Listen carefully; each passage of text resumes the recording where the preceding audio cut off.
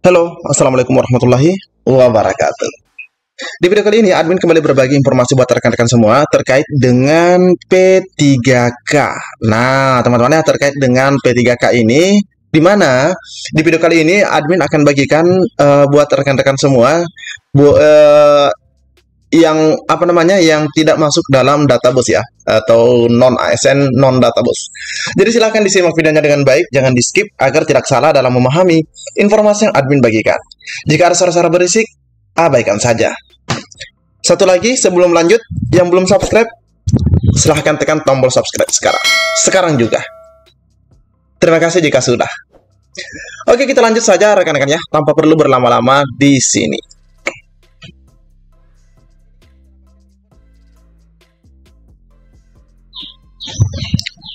Nah, di sini kita dapatkan info dari media JPNN, teman-teman ya. Di sini informasinya dengan judul artikel, masih ada honorer non-database BKN selamat meski gagal P3K 2024. Nah, jika kita menganalisa judul dari artikel ini, masih ada honorer non-database selamat, masih ada yang selamat. Berarti ada yang tidak selamat kalau seperti itu. Jadi, kalau ada yang tidak selamat, nah, pastinya teman-teman sudah kepikiran tidak selamatnya karena apa. Oke, coba kita lihat bersama-sama teman-teman ya. Nah, para honorer non-database BKN dan yang sudah mengabdi 2 tahun. Nah, ini ya, jadi non-database BKN atau peserta P3K tahap 2 ya, rata-rata dia itu adalah non-database BKN, rata-rata di tahap 2, di mana yang mengabdi minimal 2 tahun diberi kesempatan mendaftar pada seleksi P3K di tahap 2. Nah, ini benar ya. Namun, hingga saat ini tidak jelas bagaimana nasib honorer non-database BKN jika mereka tidak lulus dalam seleksi P3K 2024. Nah, ini tanda tanya. Bagaimana nasib mereka? Nah, ini sekaligus menjawab pertanyaan teman-teman kita di video admin sebelum-sebelumnya ya. Nah, ini yang non-database ini kalau tidak lulus. Pasalnya, hingga saat ini, hingga hari ini, belum ada regulasi atau aturan yang secara khusus mengatur nasib honorer non-database BKN yang gagal seleksi P3K. Benar sekali teman-teman ya. Tidak ada regulasi sampai detik ini. Nah, kita lanjut saja. Untuk Undang-Undang Nomor 20 Tahun 2023 tentang Aparatur Sipil Negara hanya mengatur secara umum bahwa, nah di sini, mulai 2025 hanya dikenal 2 jenis kepegawaian instansi pemerintah, yakni ada PNS dan P3K. Tak ada lagi di luar daripada itu. Nah, ini juga salah satu alasan kenapa muncul P3K paruh waktu. Oke. Nah, para honorer non-database BKN juga tidak punya peluang diangkat jadi P3K paruh waktu. Tidak ada peluangnya, teman-teman ya. Sementara Undang-Undang Nomor 20 Tahun 2023 hanya mengenal PNS dan P3K. Di Kepmenpan RB, nah ini teman-teman pastinya sudah tahu lah isinya. Di Kepmenpan RB Nomor 16 Tahun 2025 telah mengatur secara gamblang, secara jelas mengenai kriteria honorer yang akan diangkat menjadi P3K paruh waktu. Sudah tahu dong, yang akan diangkat paruh waktu adalah mereka yang gagal dalam seleksi P3K namun sudah masuk dalam database BKN. Kalah ranking, tapi mereka sudah ada dalam database, maka mereka akan diangkat menjadi P3K paruh waktu, dan seiring berjalannya waktu, cepat atau lambat mereka akan menjadi P3K penuh waktu ini. Ya, meskipun kita tidak tahu juga teman-teman ya, 1 tahun, 2 tahun, atau berapa tahun. Nah, lanjut. Pada diktum kelima, Kepmenpan RB nomor 16 tahun 2025 dinyatakan bahwa pengadaan P3K paruh waktu dilaksanakan bagi honorer database BKN. Ini ada di diktum kelima, silahkan teman-teman cek kembali. Kepmenpan 16 ini. Apakah dengan demikian para honorer non-database BKN gagal P3K akan dirumahkan alias di PHK? Ya. Yang dilarang di PHK adalah honorer yang sudah ada dalam database. Jadi kalau non-database, apakah bisa di PHK? Ini tanda tanya. Kita lanjut tentang nasib non-database ini. Oke, kita lihat di sini. Nah, belum ada regulasi yang menjadi rujukan Pemda atau pemerintah daerah untuk dijadikan pedoman apa yang harus dilakukan bagi rekan-rekan non-database ini. Misal, Kepala Badan Kepegawaian dan Pengembangan Sumber Daya Manusia atau BKPSDM Kabupaten Natuna, yaitu Bapak Muhammad Alim Sanjaya. Di mana Pak Alim terang-terangan mengaku belum tahu bagaimana nasib honorer non-database.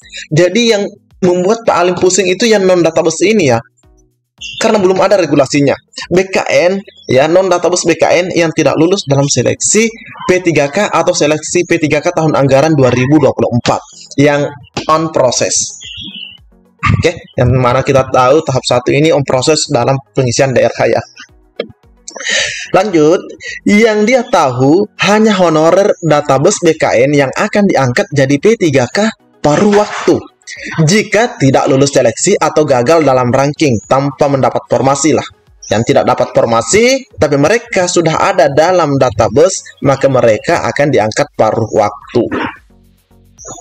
Nah, untuk non-ASN yang tidak terdaftar, nah ini jelas ya, yang tidak terdaftar dalam pangkalan database BKN dan tidak lulus seleksi tahap 2, yang tidak lulus ini yang bermasalah teman-teman ya, yang dipertanyakan. Tidak lulus dalam seleksi tahap 2, kami akan menunggu kebijakan dari pusat. Apakah mereka bisa diusulkan menjadi paruh waktu juga atau tidak?